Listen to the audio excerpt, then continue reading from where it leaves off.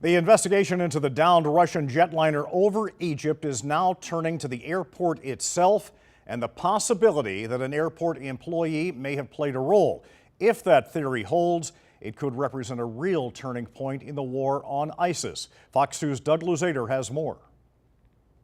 As the evidence continues to point to some kind of onboard explosion, the concern now is that a bomb may have been smuggled on this aircraft by an employee at an airport that was not terribly secure. And plenty of room on the beach at the Egyptian resort city of Sharm el-Sheikh, with reports that tourism is cratering.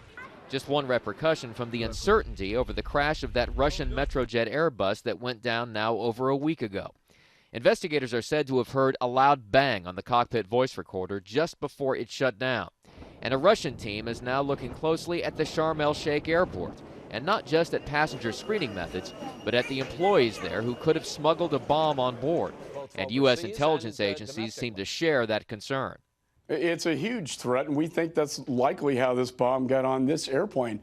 They can be compromised, they can be bribed with cash, or they could be radicalized enough to put a piece of luggage on the aircraft. ISIS has claimed responsibility for the attack, but offered no proof.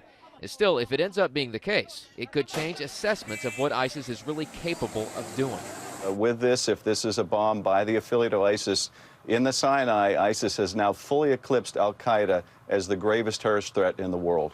And all of this has U.S. officials looking very closely at other airports around the world to see if there are any weaknesses in security.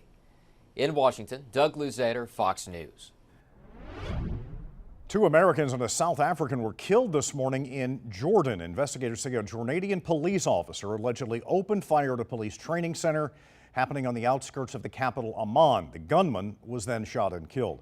The shooting raises questions about Jordan's image as an island of relative stability in a turbulent region. A 43-year-old man is dead, 2 others wounded following a shooting at a McDonald's this morning near New York's Penn Station.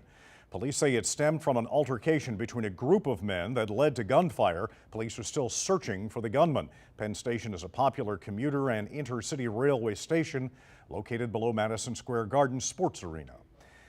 Israeli Prime Minister Benjamin Netanyahu arrived in Washington this morning for a White House meeting with President Obama. It will be the first time they've met face-to-face in more than a year. Tensions are rising in the West Bank between Israelis and Palestinians, with an increase in violent attacks since September. There's also an added strain on relations between both countries since the United States signed a nuclear agreement with Iran. Union negotiations at General Motors have hit a snag. A new 4-year contract is on the table. A majority of the more than 52,000 union workers at GM voted for it, but there wasn't enough support for the United Auto Workers to finalize the deal. Skilled workers, such as welders and electricians, are still holding out. Nearly 60% of them voted against the proposed contract. Florida residents dealing with the aftermath of a downpour. How much rain fell in Jacksonville, leading to some major flooding. And there's more significant rains falling across the Gulf Coast states here on our Monday as well. We'll show you those and how that may affect at least a portion of the Fox 2 News viewing area. Plus, we'll talk about the big thunderstorms that are on the way for the day on Wednesday. Most of us, though, enjoying beautiful blue skies and those cool temperatures. This is a look from our Gateway Buick GMC web camera at Eckert's Farm in Belleville. We'll have your full St. Louis forecast coming up next here on Fox 2 News at 11 a.m.